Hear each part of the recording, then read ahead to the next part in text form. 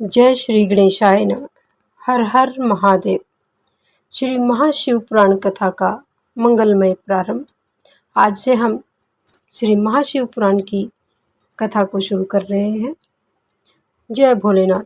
आज आप सभी श्रद्धालु भक्तों का हार्दिक स्वागत है हमारे चैनल जय माता की एक प्रार्थना में। आज से हम प्रारंभ करने जा रहे हैं परम पवित्र, कल्याणकारी और मोक्षदायिनी श्री शिव महापुराण की दिव्य कथा। यह केवल एक पुराण नहीं, बल्कि भगवान शिव की अनंत महिमा, उनकी करुणा, भक्ति, ज्ञान और धर्म का अमूल्य खजाना है। ऐसा माना जाता है कि जो श्रद्धा, विश्वास और भक्ति के साथ शिव महापुराण का श्रवण या पाठ करता है, उसके जीवन के अनेक कष्ट दूर होते हैं और मन को शांति प्राप्त होती है और भगवान शिव की विशेष कृपा प्राप्त होती है। सावन मास हो, महाशिवरात्रि हो या वर्ष का कोई भी पावन पवित्र दिन हो, श्री शिव महापुराण का श्रवण सदैव शुभ और मंगलकारी माना गया है। आइए हम अपने मन, वचन और कर्म को पवित्र करते हुए भगवान शिव, माता पार्वती, श्री गणेश और नंदी जी महाराज का स्मरण करें तथा उनसे प्रार्थना करें कि यह दिव्य कथा हमारे जीवन में सुख, शांति, समृद्धि और आध्यात्मिक उन्नति का मार्ग प्रशस्त करे। तो आइए पूरे श्रद्धा भाव के साथ बोलिए, हर हर महादेव, ओम नमः शिवाय। कथा को शुरू करने से पहले थोड़ा सा हम इसके बारे में जान लेते हैं। श्री महाशिव पुराण के वर्तमान प्रचलित स्वरूप में 7 संहिताएं यानी 7 भाग दिए गए हैं। पहला भाग है विदेश्वर संहिता। इसमें शिव महापुराण का महत्व, शिव भक्ति और पूजा विधि को बताया गया है। दूसरा भाग है रुद्र संहिता। भगवान शिव के अवतार, माता सती, माता पार्वती का विवाह, कार्तिकेय और गणेश जी की कथाएं इस भाग में दी गई है। तीसरा भाग है रुद्र संहिता, शतरुद्र संहिता। भगवान शिव के विभिन्न स्वरूपों और लीलाओं का इसके अंदर वर्णन किया गया है। अगला चौथा भाग है कोटि रुद्र संहिता। इसमें शिवलिंग की महिमा, ज्योतिर्लिंगों का महत्व और पूजा के फल को बताया गया है। इसके आगे आता है उमा संहिता। उमा संहिता के अंदर धर्म, ज्ञान, योग, व्रत और सदाचार का वर्णन किया गया है। अगला छठा भाग आता है कैलाश संहिता। मोक्ष गुरु, तत्व, शिव ज्ञान और आध्यात्मिक उपदेश का वर्णन किया गया है। 7वां भाग है वायवी संहिता। इसके अंदर सृष्टि, ब्रह्मांड, धर्म और शिव तत्व का विस्तृत रूप से वर्णन किया गया है। इस ग्रंथ के बारे में हम छोटी सी विशेष जानकारी और देना चाहेंगे कि प्राचीन मान्यताओं के अनुसार शिव महापुराण में 12 संहिताएं और लगभग 1 लाख श्लोक दिए गए थे। महर्षि वेद व्यास जी ने लोक कल्याण के लिए उनका संक्षिप्त में वर्णन किया, जो आज के समय में 7 संहिताओं और लगभग 24,000 श्लोकों के रूप में प्रचलित है। तो ये थी छोटी सी जानकारी शिव महापुराण के बारे में संक्षिप्त में। अब हम शुरू करते हैं आज से इस अध्याय को। जय माता की। तो पहला अध्याय है विदेश्वर संहिता का। प्रयाग में सूत जी से मुनियों का तुरंत पाप को नाश करने वाले साधन के विषय में प्रश्न आज क्या पहले भाग में हम जानेंगे इसके बारे में, जो आदि और अंत में तथा मध्य में भी नित्य मंगलमय है, जिनकी समानता अथवा तुलना कहीं भी नहीं है, जो आत्मा के स्वरूप को प्रकाशित करने वाले देवता यानी परमात्मा है, जिनके 5 मुख हैं और जो खेल ही खेल में अनायास ही जग की रचना, पालन और संहार तथा अनुग्रह एवं तिरोभाव स्वरूप 5 प्रबल कर्म करते रहते हैं। उन सर्वश्रेष्ठ अजर अमर ईश्वर अंबिकापति भगवान शंकर का मैं मन ही मन में चिंतन करता हूँ।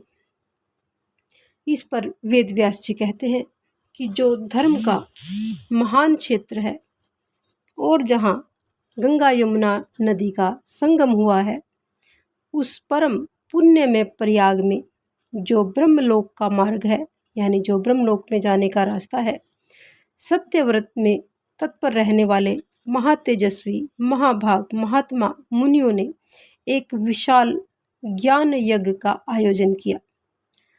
उस ज्ञान यज्ञ का समाचार सुन करके पौराणिक शिरोमणि व्यास शिष्य महामुनि सूत जी, जो मुनियों का दर्शन करने के लिए वहां पर आए, सूत जी को आते देख वे सभी मुनि उस समय खुशी के साथ खिल उठे और अत्यंत प्रसन्नचित्त होकर के उन्होंने उनका विधिवत स्वागत और सत्कार किया। उसके पश्चात उन प्रसन्न महात्माओं ने उनकी विधिवत स्तुति करके विनयपूर्वक हाथ जोड़ करके उनसे इस प्रकार कहा, सर्वज्ञ विद्वान रोमहर्षण जी, आपका भाग्य बड़ा ही भारी है।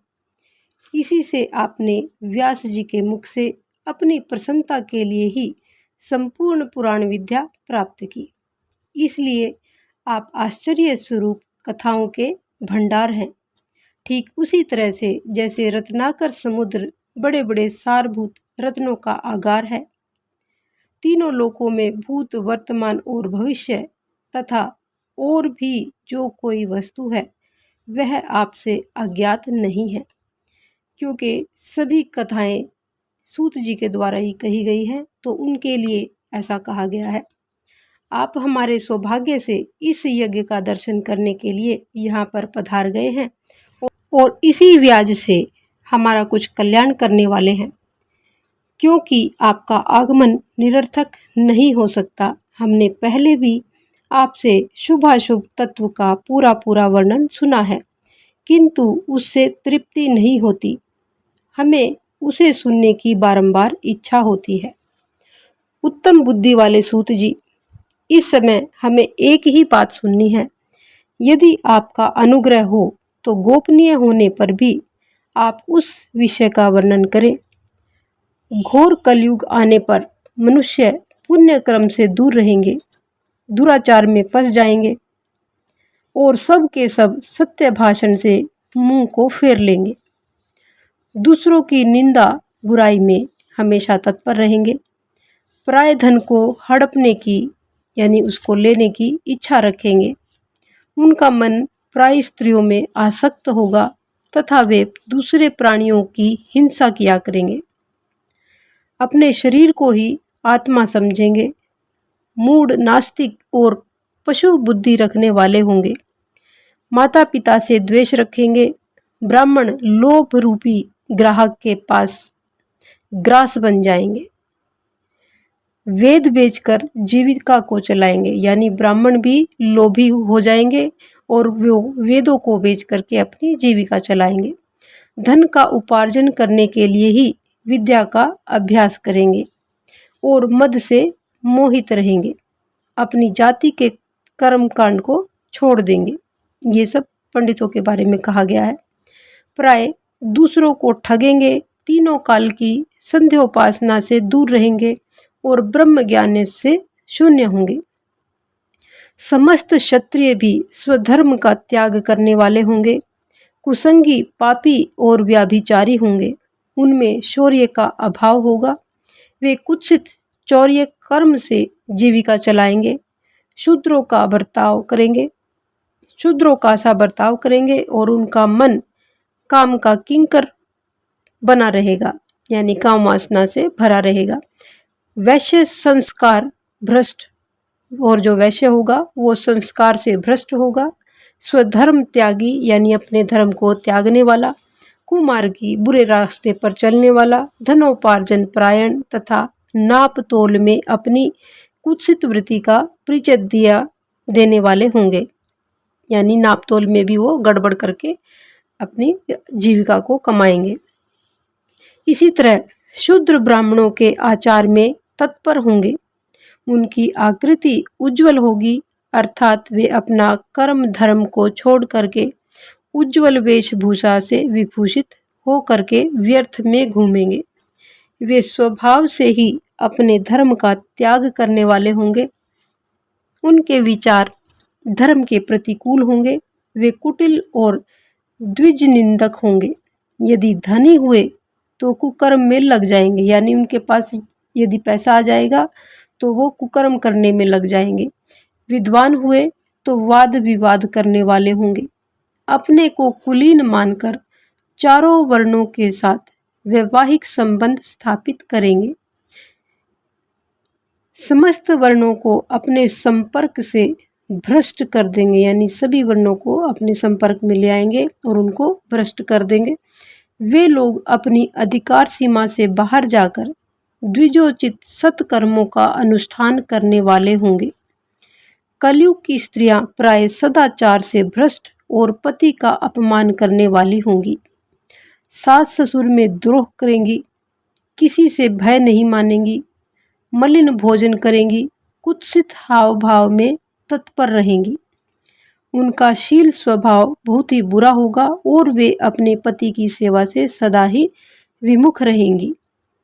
सूत जी, इस तरह जिनकी बुद्धि नष्ट हो गई है, जिन्होंने अपने धर्म का त्याग कर दिया है, ऐसे लोगों को इहलोक और परलोक में उत्तम गति कैसे प्राप्त होगी? इसी चिंता से हमारा मन सदा व्याकुल रहता है। परोपकार के समान दूसरा कोई भी धर्म नहीं है। अतः जिस छोटे से उपाय से इन सब के पापों का तत्काल ही नाश हो जाए, उसे इस समय कृपा पूर्वक बताइए, क्योंकि आप समस्त सिद्धांतों के ज्ञाता है। इस पर आगे व्यास जी कहते हैं कि उन भावित्मा मुनियों की यह बात सुनकर सूत जी मन ही मन में भगवान श्री शंकर जी का स्मरण करके उनसे इस प्रकार बोले। आगे का शिव पुराण का परिचय दिया गया है। आज का एक अध्याय यहीं पर संपूर्ण होता है। दूसरा अध्याय शिव पुराण का परिचय, इसके अंदर शिव पुराण का परिचय दिया गया है। सूत जी कहते हैं कि हे साधु महात्माओं, आपने बहुत अच्छी बात पूछी है। आपका यह प्रश्न तीनों लोगों का हित और उपकार करने वाला है। मैं गुरुदेव व्यास जी का स्मरण करके आप लोगों के स्नेहवश इस विषय का वर्णन करूंगा। आप आदरपूर्वक इसको सुने। सबसे उत्तम जो शिव पुराण है वह वेदांत का सार सर्वस्व है तथा वक्ता और श्रोता, बोलने और सुनने वालों का समस्त पाप राशियों से उद्धार करने वाला है। इतना ही नहीं, वह परलोक में परमार्थ वस्तु को देने वाला है। कल की कल्मष राशि का विनाश करने वाला है। उसमें भगवान शिव के उत्तम यश का वर्णन किया गया है। हे ब्राह्मणों, धर्म, अर्थ, काम और मोक्ष, इन चारों पुरुषार्थों को देने वाला वह पुराण सदा ही अपने प्रभाव की दृष्टि से वृद्धि या विस्तार को प्राप्त हो रहा है। हे विप्रवरो, उस उत्तम सर्वोत्तम शिव महापुराण के अध्ययन मात्र से वे कलयुग के पापासक्त जीव श्रेष्ठतम गति को प्राप्त हो जाएंगे। कलयुग के महान उत्पात तभी तक जगत में निर्भय होकर विचरेंगे जब तक यहाँ शिव पुराण का उदय नहीं होगा। इसे वेद के तुल्य माना गया है। इस वेद कल्प पुराण का सबसे पहले भगवान शिव ने ही प्रणयन किया था। विधेश्वर संहिता, रुद्र संहिता, विनायक संहिता, उमा संहिता, मात्र संहिता, एकादश रुद्र संहिता, कैलाश संहिता, शत रुद्र संहिता, कोटि रुद्र संहिता, सहस्त्र कोटि रुद्र संहिता, वायव्य संहिता तथा धर्म संहिता, इस प्रकार इस पुराण के 12 भेद या खंड बताए गए हैं। ये 12 संहिताएं अत्यंत पुण्यमयी मानी गई हैं। हे ब्राह्मणों, अब मैं उनके श्लोकों की संख्या बता रहा हूँ, आप लोग वह सब आदरपूर्वक सुने। विद्येश्वर संहिता में 10,000 श्लोक दिए गए हैं। रुद्र संहिता, विनायक संहिता, उमा संहिता और मातृ संहिता, इनमें से प्रत्येक में 8-8 हजार श्लोक दिए गए हैं।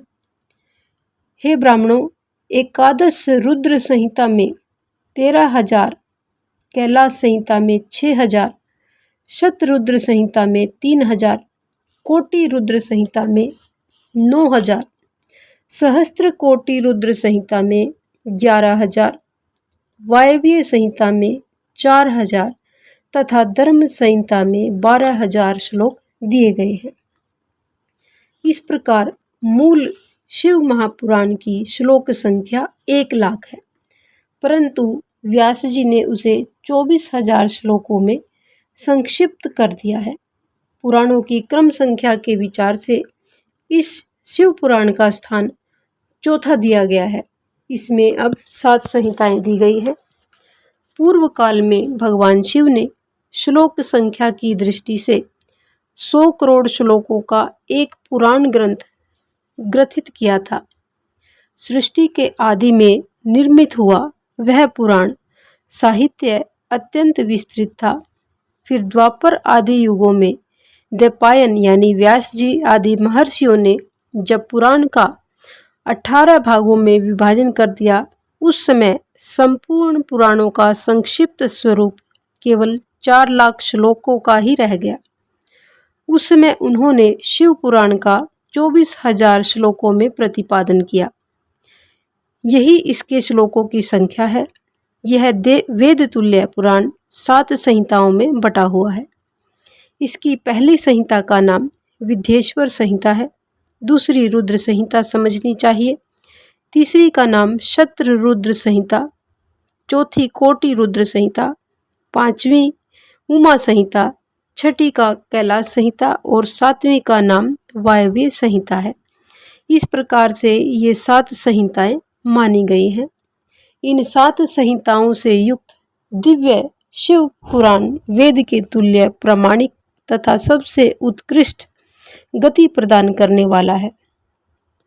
यह निर्मल शिव पुराण भगवान शिव के द्वारा ही प्रतिपादित है। इसे शैव शिरोमणि भगवान व्यास जी ने संक्षेप में संकलित किया है। यह समस्त जीव समुदाय के लिए उपकारक, त्रिविध तापों का नाश करने वाला, तुलना रहित एवं सत्पुरुषों का कल्याण प्रदान करने वाला है। इसमें वेदांत विज्ञान में प्रधान तथा निष्कपट यानी निष्काम धर्म का प्रतिपादन किया गया है। यह पुराण ईर्ष्या रहित अंतःकरण वाले विद्वानों के लिए जानने की वस्तु है। इसमें श्रेष्ठ मंत्र समूहों का संकलन तथा धर्म, अर्थ और काम इस त्रिवर्ग की प्राप्ति के साधन का भी वर्णन किया गया है। यह उत्तम शिव पुराण समस्त पुराणों में श्रेष्ठ है। वेद वेदांत में वेद्य रूप से विलसित परम वस्तु परमात्मा का इसमें गान किया गया है। जो बड़े आदर से इसे पढ़ता और सुनता है, वह भगवान शिव का प्रिय होकर परम गति को प्राप्त कर लेता है। तो ये था आज का शिव महापुराण का अध्याय, विद्येश्वर संहिता का दूसरा अध्याय। आज हमने पहले और दूसरे अध्याय के बारे में जाना। आज की कथा को हम यहीं पर विराम देते हैं। आगे की कथा को अगली वीडियो में करेंगे। अगर आपको हमारी ये कथा पसंद आए तो एक लाइक का बटन अवश्य दबाएं, चैनल को सब्सक्राइब अवश्य कर लीजिए और वीडियो को ज़्यादा से ज़्यादा शेयर कीजिए ताकि सभी लोग इसका फ़ायदा उठा सकें। तो मिलते हैं अगली वीडियो में। तब तक के लिए जय माता की। हर हर महादेव।